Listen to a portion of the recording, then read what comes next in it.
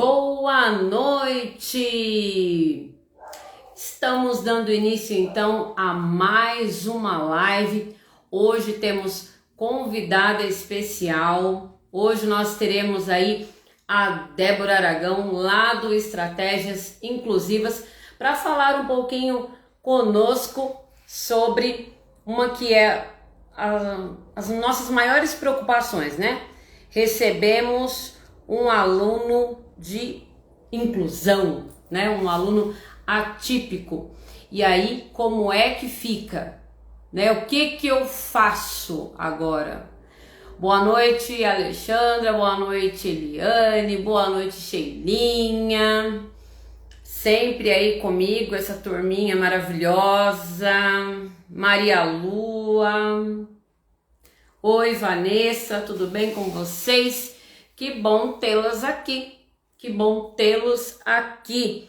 Hoje será uma noite muito especial, uma noite mega especial. Faz muito tempo que eu queria trazer aqui alguém para compartilhar aqui os conhecimentos, e esse é um assunto que pega muito para todos nós, né? Nós somos muito cobrados com relação a essa criança que nós estamos recebendo, né? Os pais cobram muito, a mãe cobra muito, os diretores cobram muito, os coordenadores cobram muito, e muitas vezes o professor não sabe o que fazer diante dessa situação, né? Nós sabemos que é necessário ser empático, é necessário ter empatia? Sim, mas só a empatia não resolve o nosso problema, não resolve o problema do aluno que nós estamos recebendo. Nós precisamos estudar, nos dedicar, e hoje uma sementinha aí de luz, né? Um brilho a mais aí, uma força, um encorajamento vem vindo aí hoje para nos acender, né, a chama, para falar assim pra gente, olha, cabeça para frente e vamos embora, que é a Débora, que já estará chegando aí para abrilhantar aí a nossa noite. Já chegou aí, ó. Vamos dar o nosso boa noite caloroso para Débora. Coraçõezinhos, foguinho, gente, manda aqui para ela se sentir bem acolhida, para ela se sentir pertencente aqui ao nosso grupo. Nós te acolhemos com muita alegria, com muito entusiasmo, viu, Débora? Muita alegria, muito entusiasmo mesmo. Muito legal. Mandem aí muitos coraçõezinhos para ela. Vou aqui enviar o convite. Aguardar. Vamos ver. Isso! Olá, boa noite. Boa noite, que alegria te ver aqui, te ter aqui conosco. Você que vai nos dar dicas preciosas, valiosas nessa noite. Estou muito feliz, de coração. Eu também. É sempre um prazer muito grande quando a gente tem espaços para falar de temas tão abrangentes, importantes e significativos. E quando a gente está com pessoas que querem compartilhar desse mesmo conhecimento, né? Dessa prática da educação. Então, para mim é um prazer muito grande estar aqui com vocês.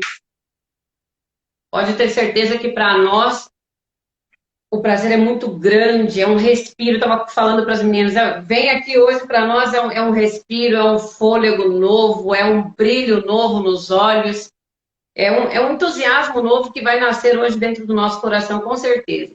Eu estava conversando, gente, estava falando para a Débora, quando a gente começou a pensar, né, nesse encontro de hoje.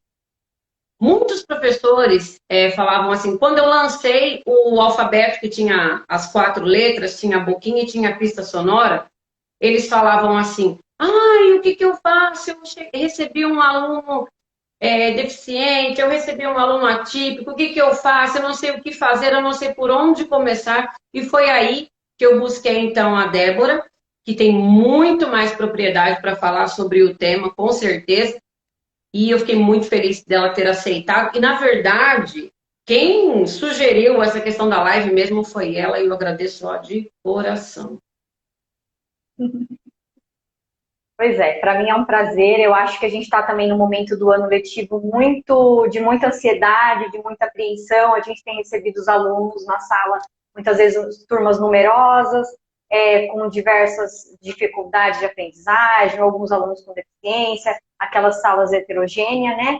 Então é um momento agora da gente conhecer os alunos, fazer avaliação diagnóstica e traçar caminhos aí para um ano letivo. Então, hoje é um momento da gente conversar um pouquinho, abrir também as possibilidades, valorizar aquilo que o professor faz, porque o professor faz muito. Muitas vezes nós nos cobramos e não temos a dimensão do quanto a gente faz, né? Então, assim, vamos acalmar os corações, professores, coordenadoras, quem esteja aqui conosco, vamos aprender juntos, compartilhar. Eu costumo dizer que cada criança é única, que independente de ter um laudo, mesmo que tenham duas crianças com deficiência intelectual, ambas são diferentes, as estratégias provavelmente vão ser diferentes, e assim é com cada criança, né? Não necessariamente como um diagnóstico, com dificuldade de aprendizagem ou sem dificuldade, cada criança é única e tem as suas necessidades específicas, e que a gente tem que saber identificar o que essa criança precisa para poder agir, né? Para poder favorecer o processo de ensino-aprendizagem. Uhum. Certo? Então, nós vamos... Pode falar. Eu vou fazer as perguntas e você vai respondendo. Combinado? Pode ser. Combinado.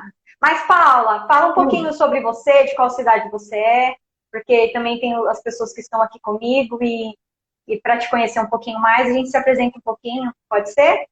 Verdade. Eu já vou falando, já vou atropelando tudo. Não, imagina. Então, eu sou a professora Paula, eu tenho 21 anos de sala de aula, iniciei aos 7, né? Por isso que eu tenho 21 anos. Eu trabalho na rede pública. Este ano eu estou com o terceiro ano no período da manhã e o primeiro ano no período da tarde, né? Período de alfabetização. Tenho formação em psicopedagogia, neuropsicopedagogia, mas não estou atendendo mais. Eu resolvi me dedicar à sala de aula. Eu acho que atender o maior número de crianças possíveis, acho que me encanta mais, né? Apesar de ter atendido individualmente já no passado, eu acabei optando por ficar só na sala de aula mesmo e utilizar o pouquinho que eu sei dentro da sala de aula mesmo. Eu sou de São Paulo, Juquitiba. Fica na Grande São Paulo, mas assim tem áreas de interior, totalmente assim áreas de interior. Aqui a gente é normal a gente passar de ônibus e ver vaquinha, né? É uma zona como se fosse assim, uma zona rural mesmo, né? Uhum. E você? Eu sou a Débora, sou pedagoga e desde o início da minha formação eu sempre tive uma inquietude dentro de mim para lidar com as dificuldades de aprendizagem e trabalhar com crianças com deficiência. Então eu fiz a pedagogia e aquilo não me satisfez, eu fui para a psicopedagogia. Aí eu vi que tem possibilidades, eu gosto muito dessa confecção de material, dessa questão pedagógica, do atendimento individualizado ou em grupo. Fui para a área da educação especial. Fiz a especialização durante 8 meses, depois fiz a deficiência auditiva. Aí eu atuo atualmente na educação infantil e no ensino fundamental. Só que desde 2015 na sala de recursos multifuncionais aqui no município de São Paulo. E eu moro no município de Mauá, onde eu atuo na educação infantil. Então, assim, as minhas inquietudes, eu acho que a demanda do professor fez com que eu nunca parasse de estudar. Então, desde 2006, eu venho nesse processo formativo, de busca, de busca, de busca. As redes em que eu trabalho, em alguns momentos, oferecem cursos formativos, mas a grande maioria surgiu da minha necessidade e da minha inquietude. Né? Então, a minha formação perpassa por essa questão da dificuldade de aprendizagem, processo de alfabetização e as crianças público-alvo do AEE. Né? Então, eu busco, assim, da melhor forma, atender os alunos e ter um olhar para a individualidade de cada um. E com as formações, com o atendimento diário, a relação entre teoria e prática, eu venho aí buscando melhor atuar em sala de aula e na sala de recursos multifuncionais. Até porque Não basta ter, assim, empatia, né? Não basta ter Não, amor, não basta. A gente precisa estudar, né? Professor que... o primeiro passo seria, né? O amor, a empatia, né? A identificação que você sim, tem. Mas sem o estudo, você não consegue desenvolver um bom trabalho mesmo. sim, verdade. Então, assim, o processo formativo, ele tem que ser contínuo. Eu sei que a gente, igual, nós trabalhamos em duas redes, a demanda pessoal que cada um de nós temos. Muitas vezes você tem que bancar aquela formação porque você não recebe apoio. Mas para mim, eu tiro os cursos, os cursos de aperfeiçoamento, as formações como algo assim prazeroso. Então, assim, eu dedico parte do meu tempo, desses anos que eu venho estudando, porque eu peguei prazer no que eu faço, né? Então, assim, estar aqui com vocês também hoje é muito significativo, porque quando eu vejo pessoas no feriado parando aqui para dialogar e ouvir práticas, né, trocas de experiência que vão favorecer no processo de ensino-aprendizagem das crianças em vários contextos, isso me alegra muito e eu vejo que independente das dificuldades que a gente enfrenta no processo de ensino-aprendizagem dos alunos, numa escola particular, numa escola pública, eu vejo que o processo de inclusão ele tem avançado.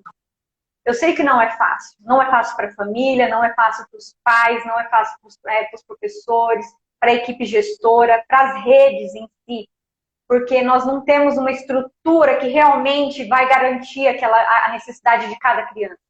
Mas eu vejo que a educação especial, na perspectiva da educação inclusiva, vem avançando a cada dia. Ainda que a passos de formiguinha. Mas quando eu vejo pessoas aqui hoje, um feriado, parando para nos ouvir e aprender conosco, e a gente aprender com vocês, meu coração enche de alegria. Então, bora lá, falar um pouquinho Bora aí lá, do então. nosso tema de hoje. Vamos lá. Bom, Então, vou assim, fazer uma pergunta bem básica. pode falar. Uhum. Vamos criar uma situação aqui. Vamos criar uma situação. Recebi uma sala de primeiro ano, tem 30 alunos e tem uma criança down. E agora, o que é que eu faço? Eu vou fazer 29 atividades iguais, né? E vou ter que fazer um monte de atividades diferentes para atender essa criança com síndrome de Down. É isso? Não, vamos lá. Primeira coisa, as crianças chegam no primeiro ano, na educação infantil, independente da série que o professor vai atuar. A primeira coisa que o professor tem que fazer é a avaliação diagnóstica, a sondagem, conhecer esse aluno, tentar estabelecer um vínculo afetivo de confiança e gradativamente você vai, a partir da avaliação diagnóstica, que você vai identificar os conhecimentos prévios daquele aluno. No primeiro ano, vamos pensar, será que esse aluno adquiriu as habilidades pré-acadêmicas? Ele sabe reportar? Ele atende comandas? Ele cuida dos seus pertences? Consegue atender a comanda para ir ao banheiro sozinho? Para usar a cola? Manusear o caderno? Então, assim, você vai olhar para a sala como um todo. Você não vai olhar para a sala, eu tenho 29 mais um. Não, você tem 30 alunos. Né? Independente se a criança tem ou não um diagnóstico, ele é um indivíduo que ele vai ter que ser atendido mediante aquilo que ele precisa. Para o professor é muito difícil, mas não é impossível. É o primeiro passo, avaliação diagnóstica. Você vai conhecer aquilo que o seu aluno consegue, aquilo que o seu aluno tem de conhecimento prévio. Segundo, a partir do momento que você tem o conhecimento prévio dos alunos, você vai fazer um planejamento. Então, nesse planejamento, você vai traçar os recursos e as estratégias e vai pensar nas atividades de acordo com a hipótese de escrita, de acordo com as necessidades específicas, se essa criança tem uma dificuldade motora, uma dificuldade auditiva, né, uma deficiência auditiva. Então, assim, você vai identificar para você traçar as atividades, que não necessariamente vão ser todas iguais, mas necessariamente tem que ter a mesma proposta, a mesma temática a ser trabalhada. Sim. Certo? Isso Então você tem acontece. que saber o que você vai ensinar para essa criança. Você fez a sondagem, você identificou o que ensinar. Então, você está dentro de um ano série e você tem um conteúdo, um currículo, né, para ser trabalhado. Sim. Aí, a partir da avaliação, você vai ver, eu vou conseguir atingir esse conteúdo, propor atividades, ou eu vou ter que retroceder um pouquinho e trabalhar habilidades que a minha turma e o meu aluno não conseguiu adquirir. Entendeu? Então, assim, a gente vai nesse processo. Isso acontece com todos os alunos, né?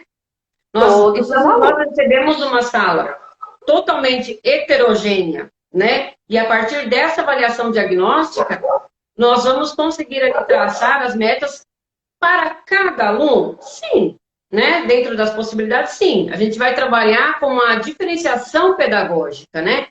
Sim. E eu vejo muito que a inclusão, quando ela é bem entendida, bem clara na nossa cabeça, no nosso coração, ela melhora muito o ensino.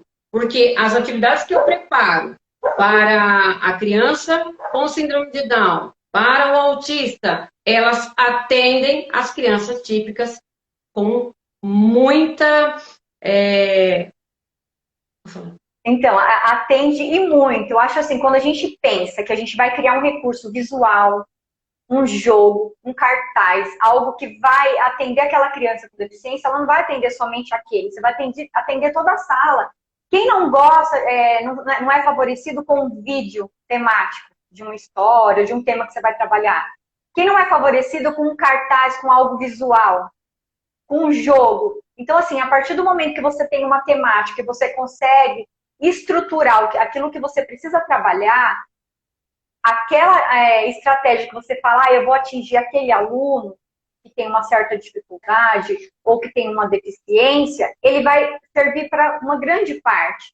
Então, isso é inclusão, quando você oportuniza o conteúdo e favorece ali as relações interpessoais e trocas nesse processo de ensino-aprendizagem.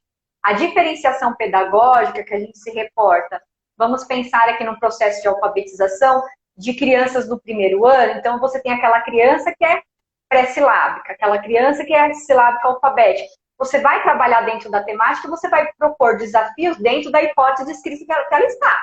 A mesma temática, com atividades diferenciadas, mas para atender aquela necessidade específica, aquele desafio, né?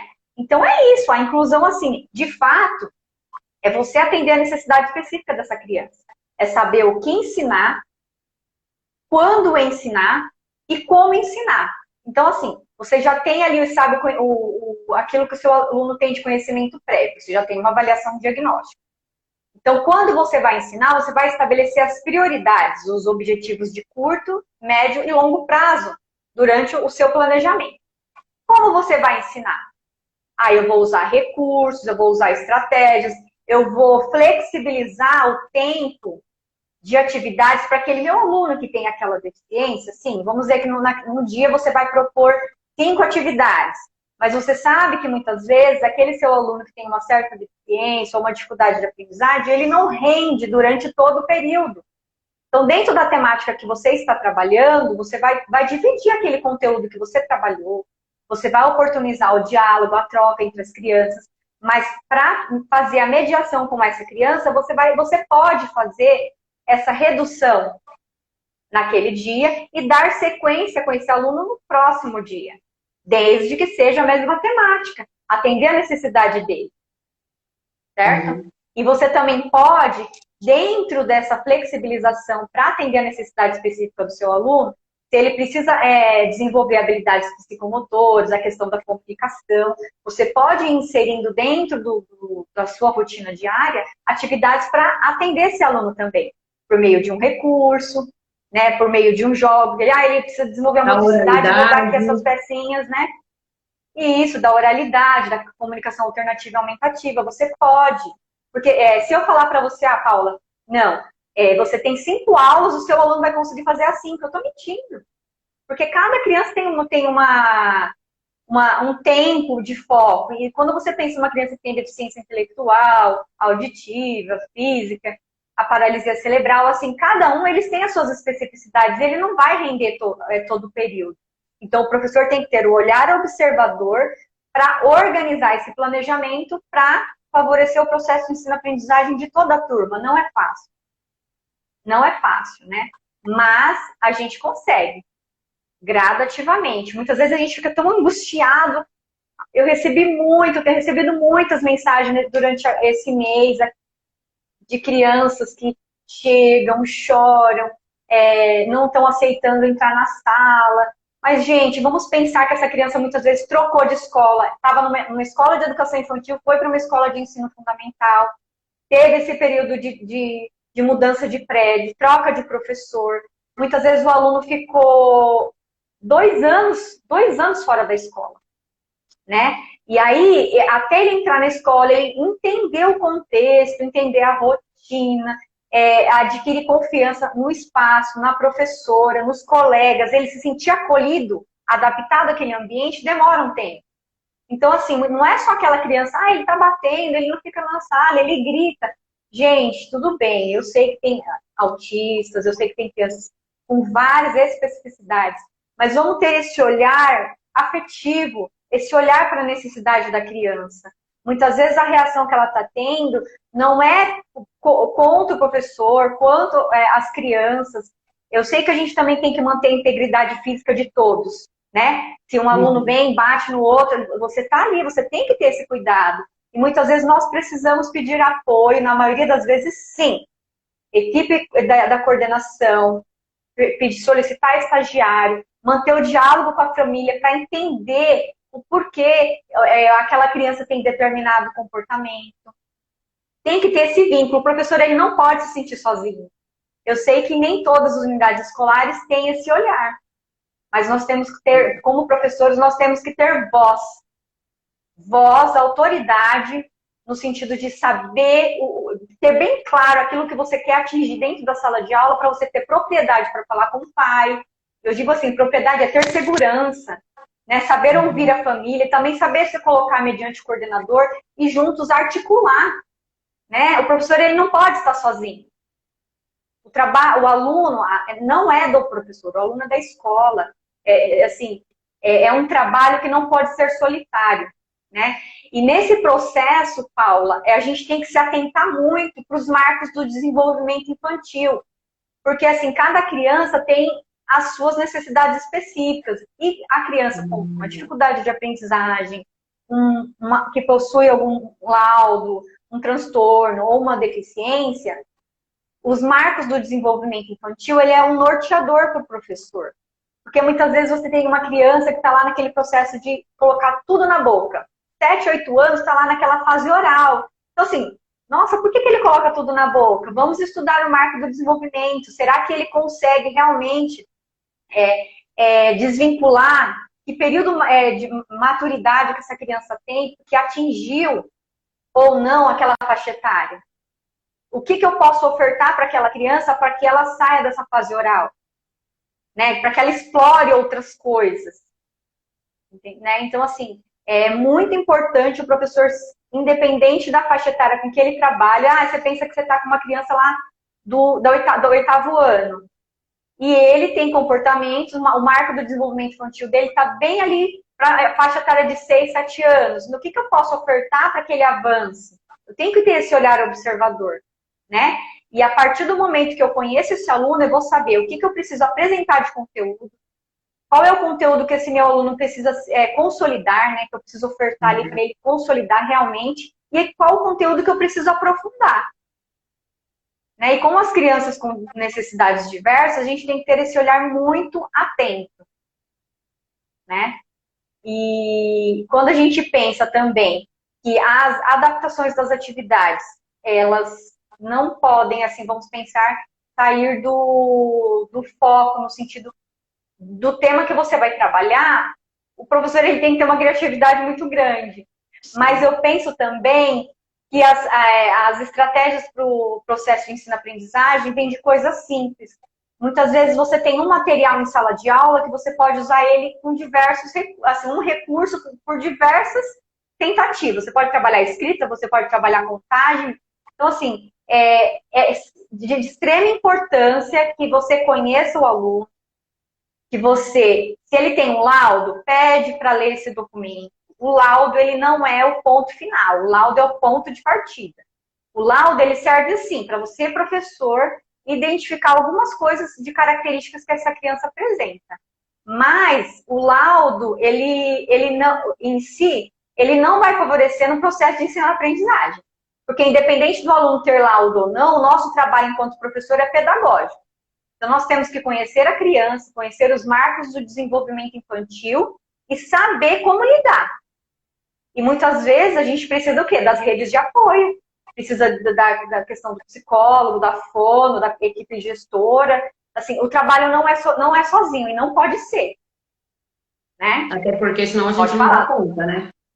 Não dá conta. Que dica você daria para uma professora que está lá com a sala numerosa e com a criança arredia que não quer entrar dentro da sala, ou aquela criança mesmo que entra para dentro da sala, ela fica ali por uns 5, 10 minutos sentadinha e ela levanta e ela começa a mexer no estojo de todo mundo, na bolsa de todo mundo, porque os professores eles ficam muito assim em pânico com essa criança, né? E a coordenação da escola fala assim, o que não está totalmente errado, mas fala assim que a gente tem que dar um tempo para a criança se adaptar, tal. Só que quando a criança ela levanta, ela imediatamente ela assusta as outras que estão, e aí começa aquela confusão, o professor perde o fio da meada, ele perde o controle da sala.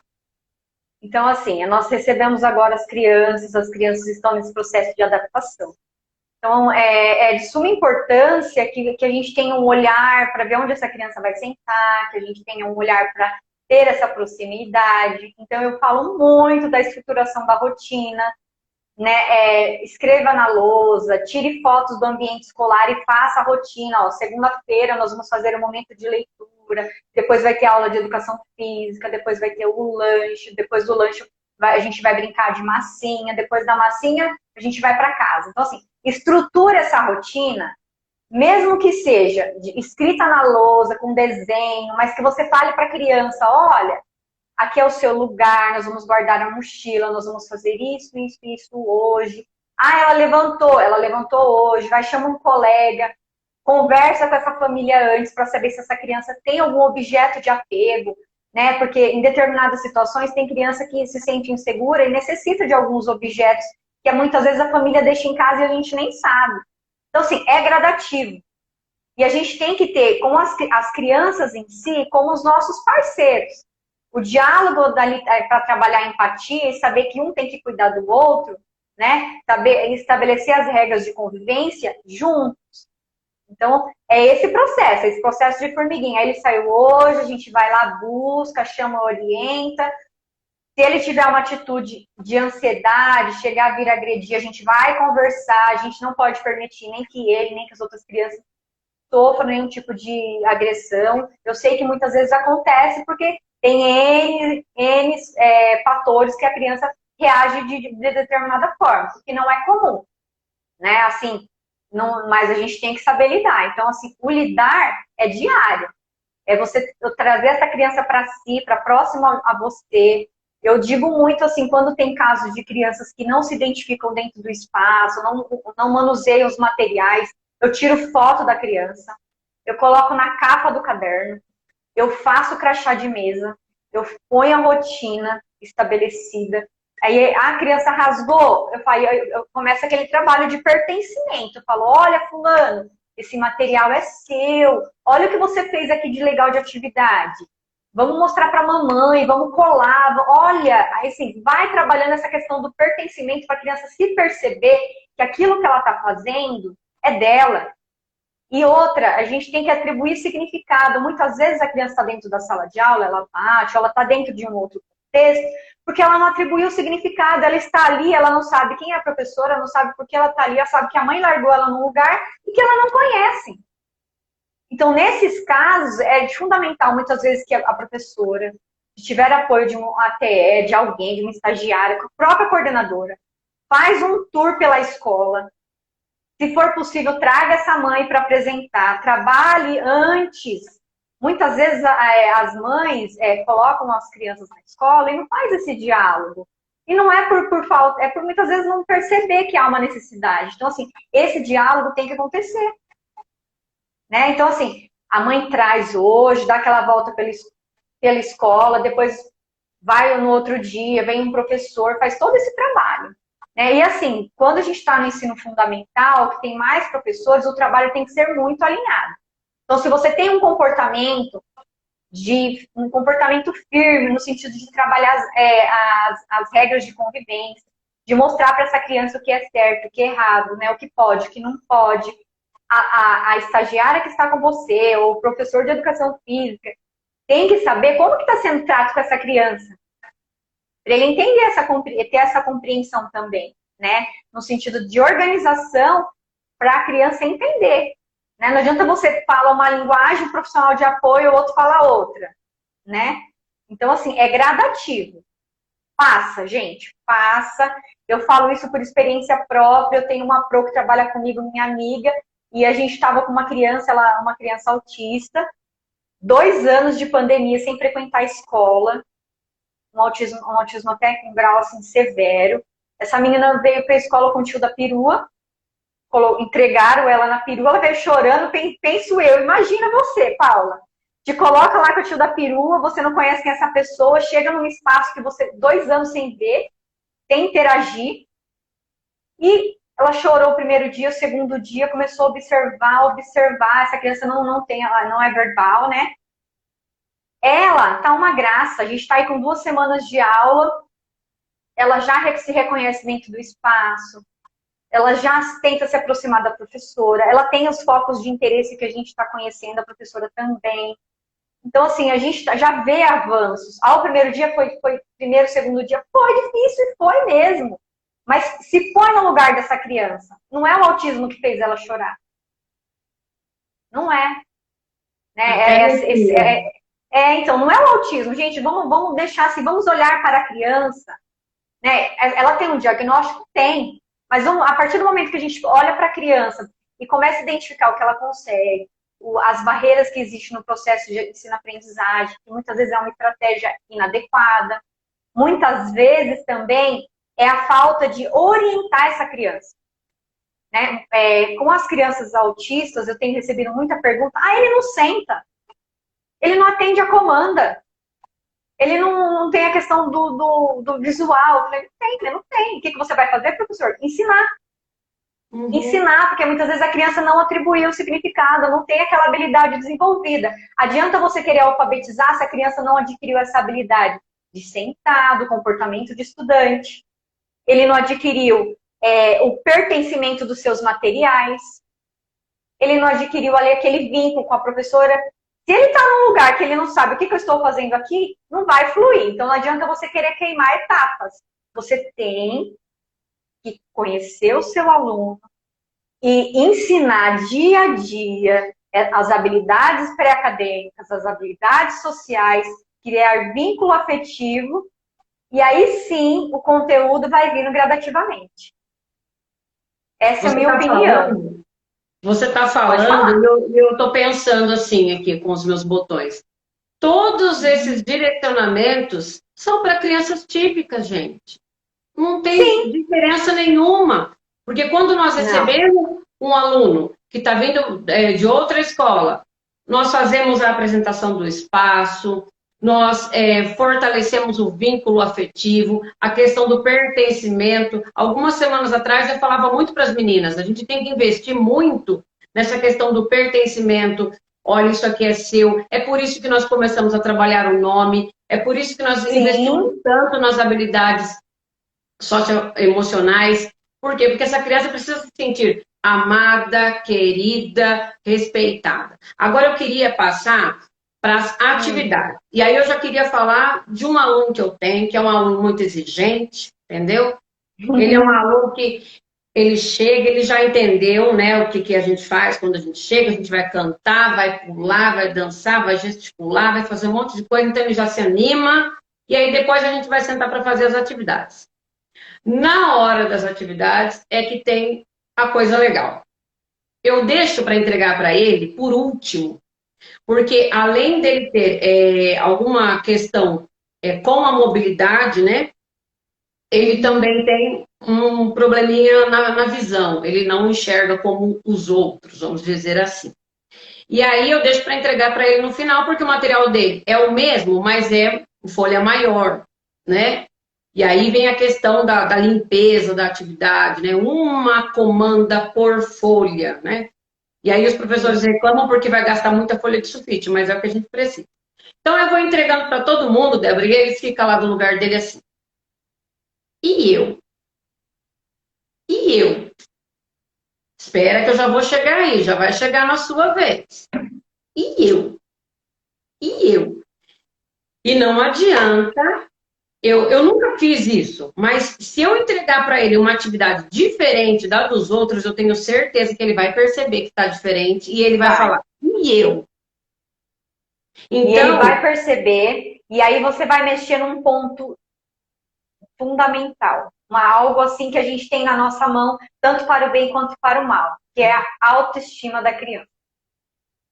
A autoestima da criança. A criança ela está na sua expectativa, ela quer participar da sua aula, Paula. Se você dá uma atividade com um tema totalmente fora, ela vai se sentir o quê? excluída. Tem alguma coisa errada aqui. Exatamente. Então, assim, a diferenciação pedagógica, ela deve ocorrer. Mas a atividade ser totalmente fora daquilo que você está trabalhando é difícil porque você mexe com a autoestima da criança. Ao mesmo tempo que você quer o quê? Que o seu aluno aprenda, que desenvolva as habilidades, que ele interaja, que ele avance, você acha que você está fazendo certo por dar uma atividade mais fácil, ou de acordo com aquilo que você acha que ele precisa, só que ele também, a gente aprende no contexto, na troca. Se eu estou vendo que o meu está diferente, por quê? Então a gente mexe muito com essa questão da autoestima. E aquilo que você pode elevar e potencializar, você pode também criar ali uma rachadura, né? Então, assim, isso é muito importante. Ter que ter essa diferenciação pedagógica para trabalhar a autoestima, a questão de você potencializar o aprendizado dessa criança, ele está muito ligado à questão também ao vínculo afetivo do seu trabalho com toda a turma. A partir do momento que ele sabe, e aí ele vai trocar o que ele sabe com o colega vai trocar algo com ele, o aprendizado está acontecendo, está fluindo, é aquele espiral que vai e volta, espiral de troca, né? Agora, quando é totalmente fora, aí a gente mexe realmente com a questão da autoestima. Pode falar, Paulo. Eu utilizo uma estratégia assim. Eu estou trabalhando os 3 porquinhos, né? Então, eu contei a história dos 3 porquinhos. Nós vamos desenvolver as atividades, todas dentro da sequência didática dos 3 porquinhos. E aí, desde o início, desde os primeiros dias de aula, eu já falo para eles que haverá alguns momentos em que eu vou chamar cada criança para minha mesa, onde nós vamos fazer ali um jogo, alguma outra atividade. Eu faço isso com todos, né? Até porque eu vou fazer ali uma intervenção com o pré-silábico, eu vou fazer uma intervenção com o silábico, eu vou fazer uma intervenção diferente com o alfabético e vou fazer uma intervenção com esse aluninho também. Então, eu aproveito esse momento em que eu sempre vou chamar a vocês aqui na minha mesa para fazer alguma atividade diferente, explico para todo mundo, né, que é necessário, porque tem alguns que precisam mais disso, outros precisam mais daquilo, e eles entendem. A gente subestima muito as crianças, achando que elas não vão entender se a gente for também claro. Eles entendem sim. Eu acho que isso é de suma importância, a gente ter o trabalho coletivo e ter a mediação individualizada. Isso ocorre, Paulo, porque você faz um planejamento, você se organiza para isso. Aquele professor que entra na sala de aula e fala o que temos para hoje, vamos, e solta lá sem ter uma organização, sem ter aquele conteúdo estruturado, as atividades de acordo com as necessidades específicas, aquilo é um desastre. A partir do momento que você tem um planejamento, você fala, ó, hoje eu não vou sentar com o João, mas amanhã, na terça-feira, eu vou sentar com o João e com a Marília. E aí eu vou pontuar, porque dentro de uma sala heterogênea, a dinâmica é muito grande. conteúdo, a rotina escolar, as demandas, ainda mais agora com a retomada das aulas do período de pandemia, o que tem de avaliação chegando na unidade, tem de cobrança, é muito grande. Então, se por mais que a gente não, que a gente tente, a gente não se organizar, não vai fluir, né? E as crianças acabam percebendo e sofrendo com toda essa, se o professor não tem essa organização, né? Uhum. Então, vamos, Paula, Fala. pode falar. Você falando das atividades dos três porquinhos, que a gente foi dialogando e a gente se organizou aqui, né? Uhum. Então, fala um pouco das suas atividades, eu também vou falar das minhas. E aí, pessoal, eu vou dar algumas sugestões de atividades adaptadas de acordo com as necessidades específicas de algumas crianças. Algumas crianças, a criança que apresenta surdez, dificuldade motora, não está alfabetizada, não tem um movimento de pinça, não realiza registro. Então, nós vamos dialogar um pouquinho. Fica aqui com a gente, porque vocês vão gostar de sugestões simples dentro de uma mesma temática para atender uma diversidade de demanda que a gente tem dentro da sala de aula. Tá? As pessoas perguntam muito, como que eu vou adaptar? Gente, o processo de adaptação para as atividades, ele pode ser simples, desde que você tenha bem estruturado e você tenha o foco que você quer atingir com o seu aluno. Então, vamos lá. Nós organizamos uma atividade aqui, trabalhando a história dos três porquinhos, né, Paula? Então, fala um pouquinho das suas atividades e a gente vai fazendo essa troca, tá bom? Então, pensa vocês que vocês vão trabalhar uma sequência didática em sala de aula da história dos três porquinhos e pensa que vocês poderiam trabalhar outro conteúdo, mas com as estratégias que nós vamos dar aqui de sugestões para vocês, tá bom? Pode falar, Paula. Então, as atividades que eu trago para vocês hoje, né, como sugestões, elas são atividades muito simples, como a Débora está falando, né, porque quando a gente pensa em atividade adaptada, não é aquele monte de atividade classificada com velcro, não é só isso. É interessante trabalhar assim, mas não é só isso. E a gente traz hoje, então, algumas atividades na folhinha. Lembrando que eu sempre falo para vocês e falo muito que folhinha não é fim. Aliás, folhinha não é o início, folhinha é o fim. Então, houve todo um contexto, toda uma conversa, toda uma dinâmica sobre essa história dos três porquinhos e agora nós vamos para as atividades. Então, lá no bloquinho vocês vão receber que tem uma atividade de sopro. Né? Porque eu fiz essas atividades, Débora, pensando nesse meu aluninho que está lá na minha sala, né, hoje, que eu tenho lá, como eu vou apresentar todas as letras no método fônico, e eu já percebi que tem ali uma dificuldade ali na articulação de algumas palavras, na emissão de alguns sons, então eu já coloquei ali uma atividade de sopro, né, da tinta, que ele vai molhar na tinta e vai soprar, porque logo, logo a gente vai fazer o... Então, a gente vai precisar disso, né? Do som, dessa própria articulação mesmo. Da consciência fonética. Isso, da boquinha e tal. Depois, nós temos ali algumas atividades que são de recorte. Essas atividades de recorte, que é a casinha, né? Do porquinho lá de palha. Então, essa casinha, eles vão pintá-la com o dedinho, né? Pintura dedo. E depois eles vão com a tesourinha ali para treinar esse recorte, para recortar. Essa atividade, gente, ela vai ser aplicada com toda a sala, com típicos e atípicos. Todos eles vão, porque todos eles estão com essa defasagem no recorte, né? Por exemplo. Então, é uma atividade que toda a sala vai poder fazer. Essa do lobo de assoprar na tinta, de repente, eu posso oferecer para todos que mal não vai fazer, né? Mal não vai fazer. Vai potencializar. Sim, é o que eu digo, a inclusão, ela vem para melhorar a educação, né? Ela vem nos munir de ideias, de estratégias, de criatividade, para que a nossa aula fique mais interessante para todos. Depois a gente tem ali um quebra-cabeça muito simples, são 4 peças que vão ser recortadas como um quadrado mesmo, para ver se a criança consegue ali olhando na imagem montada, montar o seu próprio, né? Atenção, concentração, né? Que a gente vai estar trabalhando nessa atividade.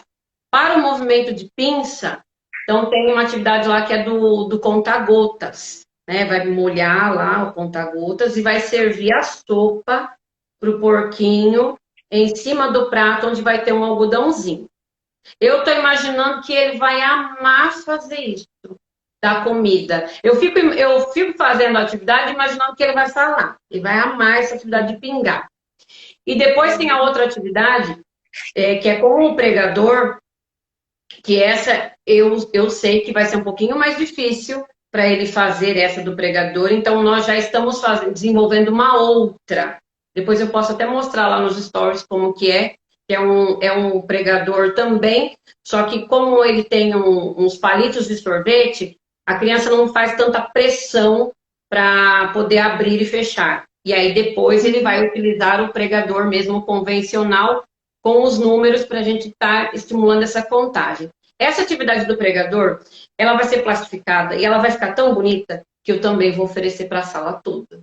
Então, tem muitas atividades que eu acabo oferecendo para a sala toda, ali chamam na minha mesa, vamos fazer essa atividade aqui, para que eles também não se sintam assim, professora, você faz atividade bacana para ele, só faz atividade bacana para ele, tudo melhor é para ele, tudo mais divertido é para ele, a apostila dele já é maior. Então, a gente também precisa ter esse cuidado com os outros, né? Esse olhar atento ali de dizer, olha, eu preparei, mas foi para vocês. Então, e não esquecer da ludicidade, né? O lúdico, gente, ele é fundamental. Não é só uma educação infantil, porque muitas vezes chega no primeiro ano aquela ruptura brusca. E a gente não pode romper com isso. Tem que ter os momentos do brincar, né? Você se organiza na semana, oportuniza esse momento de interação com as crianças, e a ludicidade, por meio de jogos, recursos diversos, ele só favorece o processo de ensino-aprendizagem, né? Então, vou falar um pouquinho de como foi, pessoal. Ó, vamos lá, vocês vão amar. Então, nós estamos trabalhando a história dos três porquinhos. Eu li o livro, eu apresentei um vídeo com a acessibilidade em Libras. Por quê? Porque eu tenho um aluno surdo na minha turma.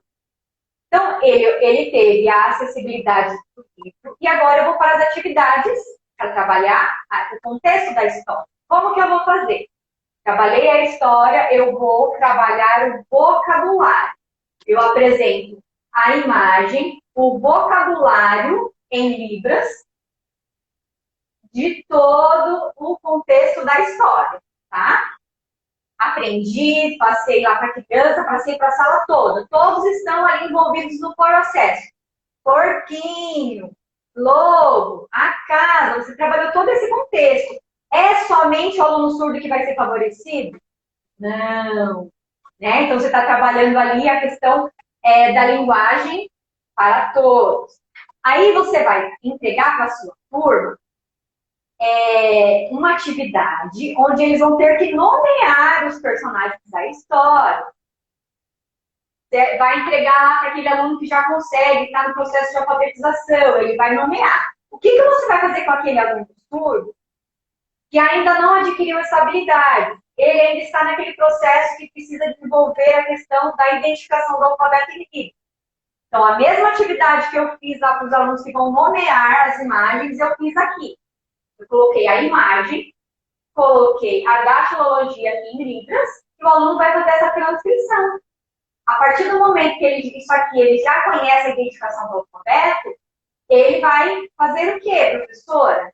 Ele já conhece o alfabeto em Libras, aí sim você pode ir oferecendo essa atividade, mas não vamos queimar etapa. Então, você está trabalhando a mesma atividade dentro de um contexto para atender a necessidade específica do seu aluno, certo? Em Libras, eu trabalhei a acessibilidade em Libras com o vídeo, o aluno manuseou, a gente aprendeu os sinais das palavras, e aí vamos trabalhar a escrita, certo? Aí agora você vai falar assim, poxa, Débora, eu tenho um aluno na minha sala que ele não tem um movimento de pinça, ele não registra. Olha, esse aluno, ele participou da história, ele ouviu o vídeo, você está trabalhando as palavras para as crianças escreverem. que você vai fazer com essa criança que ainda precisa daquele apoio? A mesma atividade eu coloquei aqui, ó, porquinho, no pontilhado, lobo. Eu estou trabalhando dentro do contexto, porque essa criança precisa desenvolver essa motricidade. Então, nesse momento, eu ofereço a atividade de pontilhado como base. Mas eu não vou ficar somente no pontilhado. Isso daqui é um material de apoio que ele precisa. Ele precisa desenvolver a motricidade fina? Precisa. Então, eu vou oferecer outras atividades, dessas como a Paula estava oferecendo para o aluno dela, com o pregador, com jogos de encaixe em outros momentos também para favorecer essa aprendizagem desse aluno. Só que ele também está acertando e realizando as atividades como os demais, certo? Não é a mesma temática? Beleza. Aí você tem na sala um aluno que não oraliza. Ele não oraliza, mas ele tem ali a compreensão, você apresentou a história, você apresentou o vídeo, você trabalhou, todo o contexto, fez a lista dos personagens na lousa. O que você pode oferecer para essa criança que não oraliza? Aqui tem um outro modelo de atividade. Tem as imagens e você vai pedir para a criança fazer o quê? Recortar e colocar a sequência da história. Começo, meio e fim.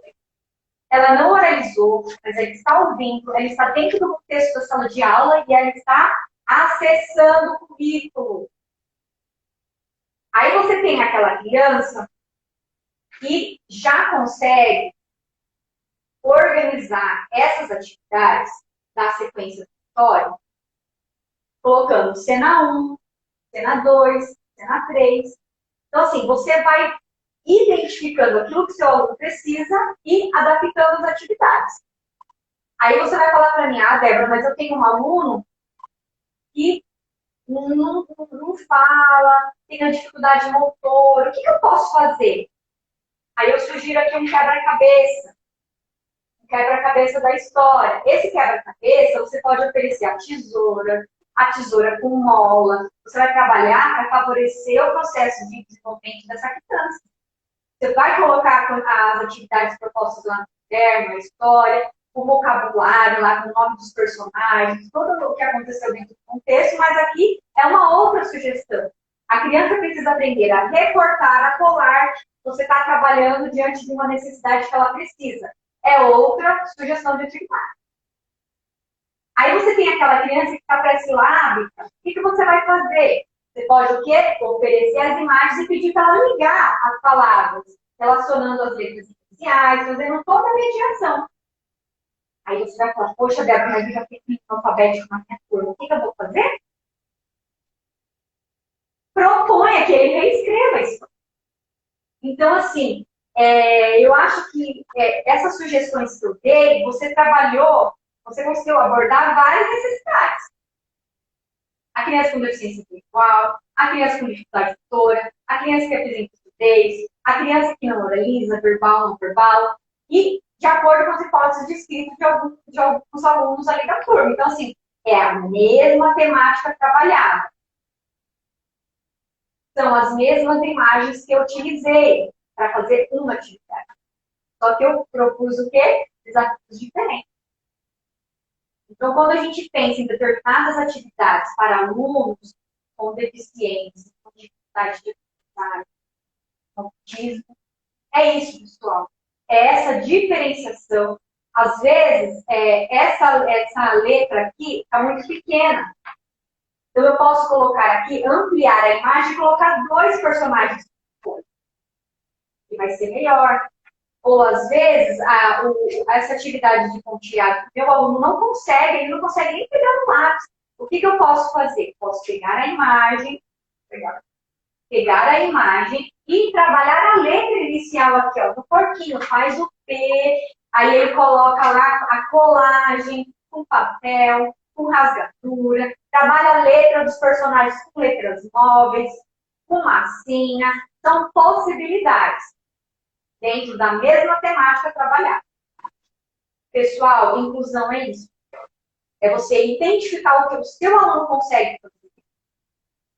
É você potencializar o processo de ensino-aprendizagem de maneira com que todo todo o grupo, toda a sala se envolva nesse processo. Né? É ele se sentir pertencente, ele saber que a professora está abordando determinado tema e ele está ali. Diante do que ele consegue fazer, ele está ali no desafio com os grupos. E cada um vai avançando no seu ritmo, de acordo com aquilo que é oferecido. Inclusão é isso. Débora, dá para fazer isso 100%? Não dá.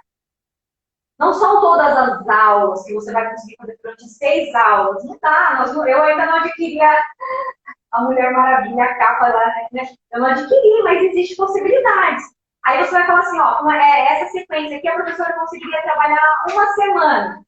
Né? Você organizou para trabalhar a sequência aqui dos 3 porquinhos, com uma dobradura, né? Você envolver várias coisas.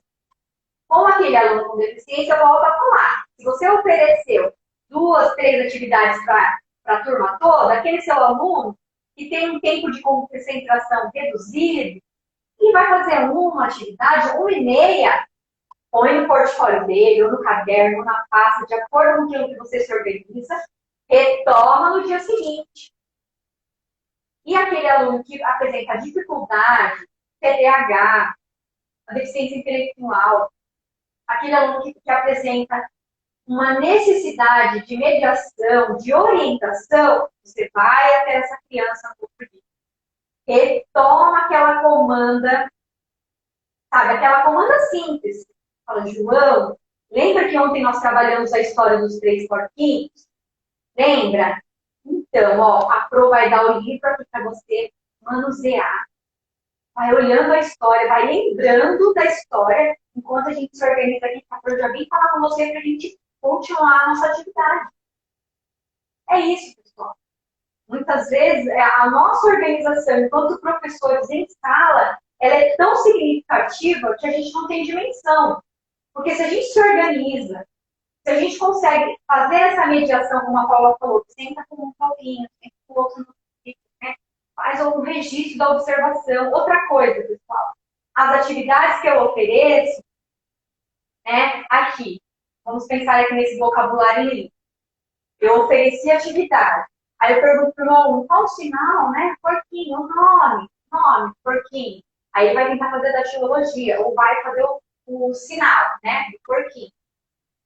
Se ele faz o porquinho, mas não consegue fazer a datilologia, ainda não adquiriu a habilidade, né, escritora na língua portuguesa, na modalidade escrita, eu faço a observação. Coloco o aluno, ele tem conhecimento do sinal, que está no processo gradativo adquirindo a língua portuguesa na modalidade escrita. Né? Então, assim... Pode anotar na atividade? O que eu faço? Eu anoto, às vezes, na atividade, uma observação visual, ou eu pego um caderno eu coloco o nome de cada criança numa folha, e eu faço aquelas pontuações minhas. Por quê? Porque quando eu vou fazer o relatório de desenvolvimento semestral, que na sala de recurso eu faço semestral, eu tenho todo o percurso, né? Então, assim, só que na sala de recursos eu atendo 20 crianças. Numa sala regular é 35, tem 2. Então, assim, se a gente não anota, a gente se perde. E outra coisa, quando o pai vai pegar aquele material, eu gosto de anotar, de ter algumas pontuações, porque quando o pai pega o material, ele sabe aquilo que o professor colocou, ele sabe, hoje o aluno, né, concluiu a atividade com eles, ou demonstrou interesse, colocou mais, ou hoje se manteve mais disperso. Então, assim, mostra também que a gente está de olho, que a gente está fazendo um acompanhamento desse processo de ensino-aprendizagem, né? Então, assim, o registro ele é de fundamental importância. Respondeu corretamente de forma oral? Posso colocar? Sim. Você falou uma coisa fundamental que eu não tinha falado. Pessoal, nem sempre o registro, na realidade, as pessoas só querem um registro, quer que seja alfabeto, transcreva a atividade, que copie da lousa. E a gente tem que dar voz para as múltiplas aprendizagens, aquela criança que verbaliza, que te dá uma devolutiva oral, aquela criança que já consegue escrever, te dá outra devolutiva. Né? Então, assim, dar voz à criança. ao que ela tem de conhecimento, a forma como que ela se expressa. Ninguém é igual a ninguém, não vamos fazer comparação. Né? Ah, eu tenho 30, igual 29 mais um. Não, gente, é 29, são 30 alunos, sabe? Vamos deixar esses rótulos, vamos avançar com relação a isso. A partir do momento que você olha para o seu aluno, identifica o que ele sabe, o que ele consegue fazer, e você vai oportunizando estratégias de aprendizagem, você vai ver o quanto ele avançou. Agora, quando você equipara a sala e acha que tem que chegar naquele padrão, vai sofrer você, vai sofrer a criança, e o trabalho vai ser desmotivado. Então, a partir do momento que você olha a necessidade específica de cada um, você vai fluindo, você vai oportunizando. É gradativo, não pode parar. A mediação tem que ocorrer, né?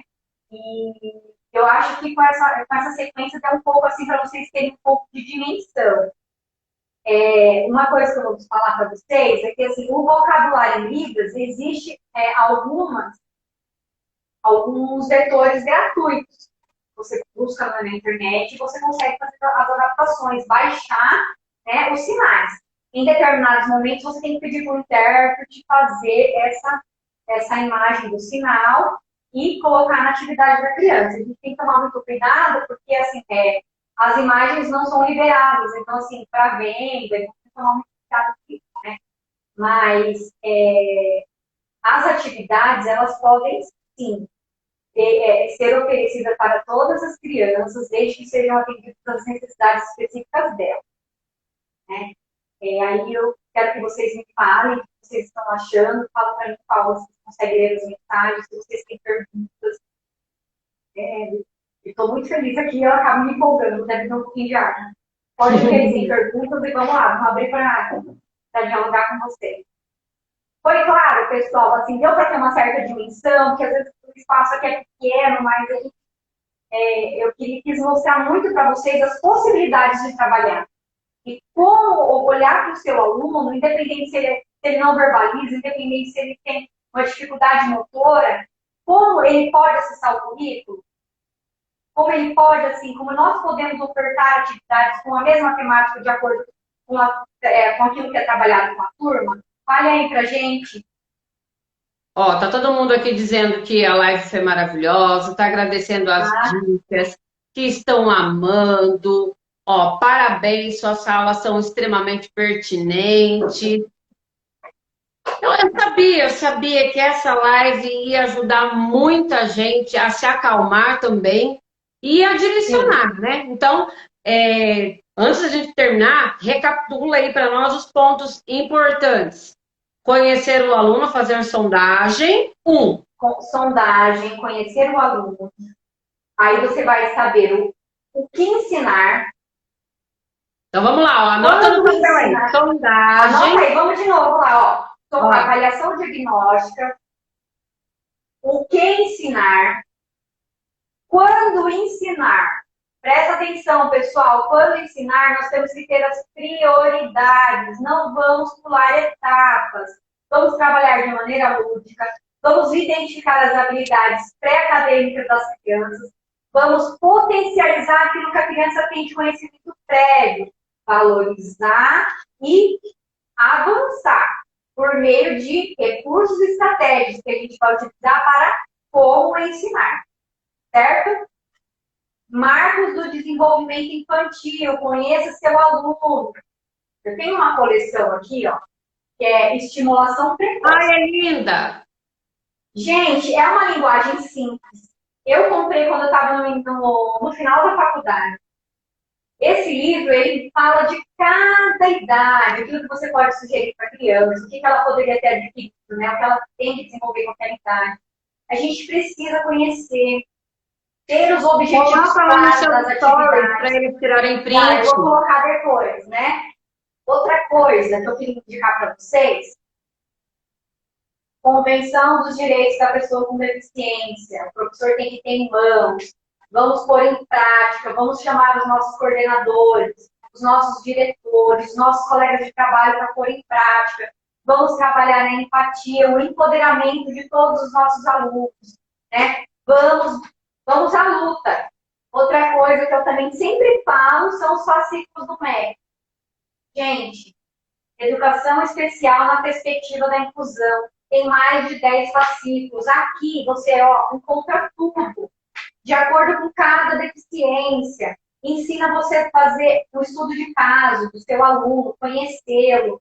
Tem materiais para você trabalhar a rotina, como fazer uma rotina com objetos, com imagens, como fazer um lápis engrossado, quando eu devo apertar uma lupa para aquela criança que tem uma deficiência visual. Né? Então, assim, são materiais que a gente tem de acesso gratuito, esses do MEC, que são materiais extremamente excelentes. Então, assim, esse material é o que eu tenho de cabeceira, assim, muito. Porque vira e mexe eu estou me reportando a ele para atender as necessidades dos alunos. Então, vamos pôr em prática. Use coisas simples. Eu sou a professora que guarda os pregadores, as tampinhas, os palitos. Eu pego jogos, igual eu fiz um Riles ontem. A Débora até se perdida no tempo. Eu fiz um Riles ontem com material, que eu fiz até os Ligue-Ligue, né? Eu falei, gente, eu tenho esse material de Natal, mas os alunos manipulam, eu gosto, mas eu tenho que dar outra função. Aí eu falei, eu vou pôr isso aqui, quantidade, adição, subtração. Então, assim, com esse recurso eu vou trabalhar motricidade fina, em outro momento eu vou trabalhar número e quantidade, em outro momento adição. Eu posso trabalhar cores, identificação de cores. Né? Então, assim, vamos pegar o que nós temos, desde recursos simples, e explorar, pôr nossa cabeça aí para funcionar, com criatividade, para oportunizar o acesso ao currículo para essas crianças. Né? É isso, pessoal. Vocês querem perguntar mais alguma coisa? Eu vou estar disponibilizando essa sequência didática aqui para vocês terem uma noção assim, de como foi essa organização nos stories, né, Paula? Você também, as da Paula se complementam, né? Então, assim, para vocês terem uma noção de possibilidades. É lógico que eu não coloquei aqui, ó, atividade, a outra coisa que eu posso. Vou falar uma coisa, ó. As pessoas chegam e falam, você tem atividade para autista? Você tem atividade para DI? Gente, eu não tenho atividade para DI, eu não tenho atividade para autista. Por quê? Não é o autista que faz atividade, é a criança, é a pessoa. Então, quando nós pensamos em atividades, nós temos que pensar na necessidade específica da criança. Quando você faz a sondagem com o seu aluno, que você identifica o que ele sabe, o que ele não sabe, nós, professores, vamos com o tempo adquirindo o quê? Um repertório de arquivos de atividade. Isso é de suma importância. Por quê? Você trabalha um ano, você tem aquele repertório de atividades, você tem aquele material. Né? Aí, o ano que vem, você trabalhou com uma turma, com outro aluno, você fala, poxa, eu trabalhei essa sequência aqui dos 3 porquinhos, mas eu vou usar com o meu aluno de uma outra forma. Você tem aquele material, você vai adaptar e você vai ter mais uma outra proposta. Então, assim, vamos usar o que nós temos e ir adaptando e buscando atividades significativas. Né? Nós temos que parar de pegar aquele monte de atividade que a gente encontra, muitas vezes, em sites, com os nossos colegas, colar no caderno e entregar para aquele aluno e falar, esse é o material dele. Uma atividade sem começo, sem meio, sem fim. Isso não é adaptação curricular, isso não é oportunizar o processo de ensino-aprendizagem. Gente, você vai trabalhar lá, você está trabalhando no alfabeto, trabalhando as coisas, seu aluno não escreve, dá letras novas, dá massinha para ele trabalhar o traçado da letra, mais trabalho de acordo com o grupo. Não pegue atividade solta enquanto você está trabalhando lá o ciclo da água e o aluno está fazendo babá-bibobu. Né? Assim, trabalhe de maneira contextualizada, trabalhe de maneira contextualizada. Não estou criticando método nenhum. Até porque cada criança tem a sua necessidade específica, Paula, que a gente não pode falar um certo, qual método para trabalhar com TI, qual método, não tem.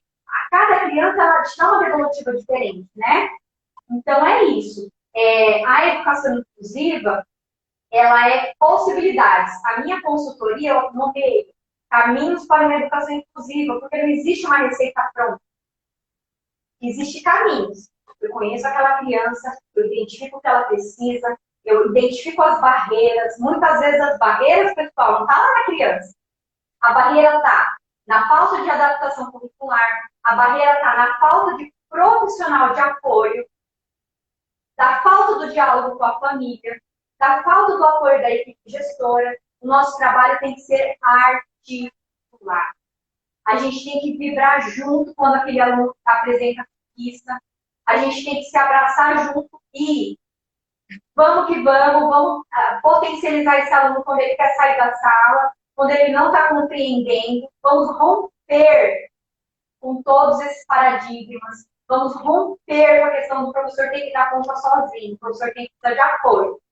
Né? E professor, ouça as famílias. Eu tenho um carinho, um respeito muito grande pelos pais, pelos familiares dos meus alunos. Eu sou uma pessoa que, assim, eu não deveria, mas sou muito efetiva, né? Assim, afetuosa e eu compartilho das conquistas e tem momentos que a gente fica triste, mas a gente tenta apoiar, porque muitas vezes as famílias também precisam desse nosso apoio e nós precisamos deles também. Né? Escola e família tem que trabalhar junto, equipe gestora, professor e família juntos. É isso, gente, acho que falei demais. Eu me empolgo. Sorte nossa, sorte nossa. Eu me empolgo. Eu concordo com ela. Fala. Número, gênero e grau. Live maravilhosa. Vai ficar gravada sim, tá, gente? Até porque não tem como a gente descartar um material riquíssimo desse. Não tem como. Sim. Mais sugestões, gente? Vocês querem mais sugestões? Corre lá no perfil da Débora, que tem muita coisa. @estratégias inclusivas. Ela vai deixar assim, lá nos stories a foto lá dos livros lá como indicação, tá? Pode ficar. Eu tenho lá nos destaques esses livros. Podem olhar nos destaques. Já tá lá, ó. Já tá lá. Eu nem olhei. Marquei bobeira. Pode olhar. Agora vamos fazer os nossos combinados, então? A primeira parte da sequência didática é da Débora, tá? Ela que traz uma sequência mais completa, assim como um modelo onde a gente vai nortear ali as nossas primeiras sequências, que é esse material que está ali, e ela vai falar para vocês agora como é que vocês vão fazer para adquirir esse material e em seguida eu falo do meu. Então, o material vai estar disponível nos meus stories e a palavra, a senha é inclusão. Anota aí, inclusão. Código é inclusão. Vocês vão lá no story daqui a pouquinho e vão digitar a palavra e baixar esse arquivo. Tá bom? Lembrando que tudo minúsculo. Isso, tudo minúsculo, tudo minúsculo. Lembrando que eu fiz esse arquivo pensando em possibilidades para atender as necessidades de algumas crianças, como nós dialogamos aqui, tá bom? E aí eu espero que seja de grande utilidade. Qualquer dúvida que vocês tenham, pode me chamar no direct. Eu falo sempre para o pessoal, olha, eu respondo todo mundo, dentro assim, da nossa organização, dos nossos intervalos durante a semana, mas eu busco dialogar com todos vocês e eu agradeço a oportunidade, tá bom, Paula? Fala aí o seu... Eu que agradeço, nós que agradecemos demais. Então, ó, não se esqueçam, parte 1 com a Débora lá no perfil Estratégias Inclusivas, você vai clicar lá no link, ele vai fazer o download, só que para você abrir o arquivo, você precisa digitar a palavra inclusão. Tem acento? Sem acento. Tem? Eu vou colocar... Não. Não. Inclusão sem acento. Não. Inclusão sem acento, tá, povo? Aí, vocês vão depois lá nos meus stories. Lá vai estar a parte 2. A parte 2, a senha é sou professora, tudo minúsculo, tudo junto, tá? Então, sou professora. Precisa também da senha, porque você vai fazer o download, mas não vai abrir. Só vai abrir quando você digitar sou professora. Tá bom? Perfeito. Correm lá, baixem os arquivos, ampliem bastante assim, as potencialidades de vocês. O professor é uma pessoa muito criativa, né? Vamos potencializar isso, vamos criar, trocar com os colegas. A gente aprende muito com a prova, o professor não pode ficar sozinho. Eu sempre aprendi muito com as minhas colegas, aprendo muito ainda, aprendo com vocês. vamos compartilhar e estou com vocês para atender a necessidade de vocês de acordo com aquilo que eu posso, né? Porque eu também não sei tudo, mas a gente vai compartilhando e aprendendo juntos, tá bom? Eu espero vocês lá. Eu estou com algumas ideias, Paulo, depois eu vou chamar você para a gente conversar mais. Eu gostei muito, muito da live de hoje. Assim, fiquei muito feliz. Eu estou muito feliz com as pessoas. Eu vi aqui que a Naila, minha ex-aluna, entrou, até morro de saudade. Para mim é um prazer ter vocês. Naila, um beijo. E agradeço demais. Demais mesmo. É me emociona. Eu também agradeço bastante. A primeira vez que nós conversamos foi para falar do meu aluno, foi para falar dos meus anseios, né? Foi para falar um pouco dos meus medos. E depois eu pensei, já que ela vai me ajudar, então já ajuda um tantão de uma vez, né? Um monte de professores aí desesperados e prontamente aí ela se dispôs a estar aqui com a gente e para nós foi um presente maravilhoso. A live vai ficar gravada lá, tá? E para você que está assistindo a live gravada, pegue aí as senhas que você também consegue baixar depois, entre em contato com a gente, tá bom? Depois que passar as 24 horas, vocês podem nos procurar lá no direct que a gente vai ter muito prazer em contribuir com vocês também. Um grande beijo. Boa noite. Muito obrigada, pessoal. Bom descanso, bom feriadão aí para vocês. E vamos que vamos. E vamos que vamos. Tchau, tchau, gente. Vamos lá, tchau, tchau. Daqui uns 10 minutinhos já tá tudo liberado. Sim, tchau, vou correr lá para colocar. Beijo. Também. Tchau, tchau.